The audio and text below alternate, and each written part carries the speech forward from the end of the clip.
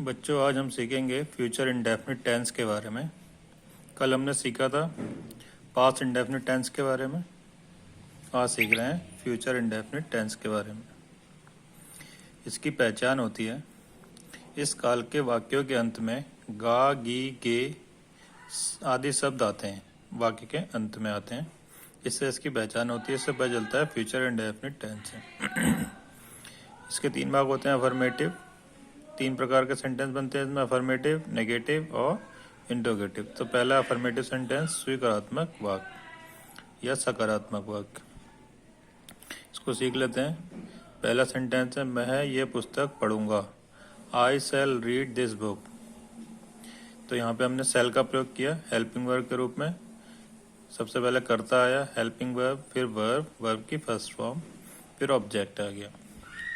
मैं ये पुस्तक पढ़ूंगा, आई शैल रीड दिस बुक। आई और वी के साथ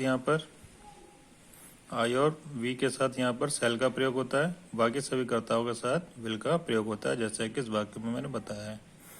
वह कल यहाँ आएगा, he will come here tomorrow. अब यहाँ पे विल का प्रयोग कर दिया, ही विल कम, वर्ब के फर्स्ट फॉर्म का प्रयोग, फिर object, he will come here tomorrow. वह कल यहाँ पर आएगा। इसका स्ट्रक्चर क्या होता है? सबसे पहले इसमें आता है सब्जेक्ट, विल, शैल। विल या शैल में से एक आएगा, वर्ब की फर्स्ट फॉर्म और ऑब्जेक्ट आ जाएगा। फिर इसमें क्या है, आई और वी के साथ हम शैल का प्रयोग करेंगे और सभी कर्ताओं के साथ, इसके अलावा सभी कर्ताओं के साथ हम विल का प्रयोग करेंगे। दूसरा है नेगेटिव सेंटेंस, नकारात्मक वाक्य। ऐसे वाक्य जिसमें नहीं का प्रयोग होता है नकारात्मक कहलाते हैं। मैं वहां कल नहीं जाऊंगा, I shall not go there tomorrow.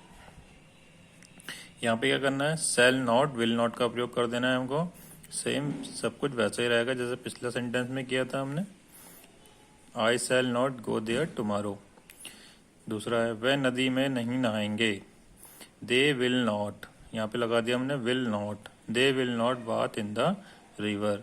इसका स्ट्रक्चर क्या रहेगा, सब्जेक्ट आएगा, फिर विल या शैल एक चीज आएगी इसमें से, फिर नॉट, वर्ब की फर्स्ट फॉर्म और ऑब्जेक्ट।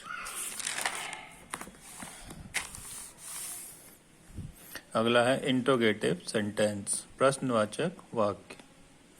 प्रश्नवाचक वाक्य में क्या है, क्वेश्चन वर्ड आते हैं इसमें। जैसे पहले वाले में क्या शब्द आया शुरू में, और दूसरे वाले में क्यों शब्द आया है बीच में। तो जब भी शुरू में क्या शब्द आता है तो हेल्पिंग वर्ब के साथ बनाते हैं, और अगर क्वेश्चन वर्ड बीच में आता है तो उसकी इंग्लिश पहले आती है, फिर हेल्पिंग वर्ब के साथ सेंटेंस को बना देते हैं। तो पहला, क्या हम एक पत्र लिखेंगे, shall we write a letter, shall we write a letter.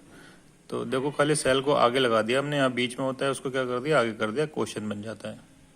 Shall we write a letter, question mark भी लगा दिया लास्ट में। वह यहाँ क्यों नहीं आएगी, तो सबसे पहले क्यों की इंग्लिश बनाएंगे क्यों, और ही के अकॉर्डिंग क्या आएगा यहाँ पर, विल, वाई विल। अब वह आएगा सी नॉट कम हियर, वह यहाँ पर क्यों नहीं आएगी। इसका स्ट्रक्चर क्या रहेगा, क्वेश्चन वर्ड, हेल्पिंग वर्ब आएगी, फिर शैल या विल, सब्जेक्ट, वर्ब की फर्स्ट फॉर्म, ऑब्जेक्ट। एक ध्यान देने वाली बात है इसमें, यदि प्रश्नवाचक वाक्य नेगेटिव हो तो सब्जेक्ट और वर्ब के बीच में नॉट का प्रयोग करते हैं या नॉट लगा देते हैं, जैसे यहाँ पे लगाया हमने, they will, why will see not come. यहाँ पे सब्जेक्ट और वर्ब के बीच में हमने नॉट का प्रयोग किया।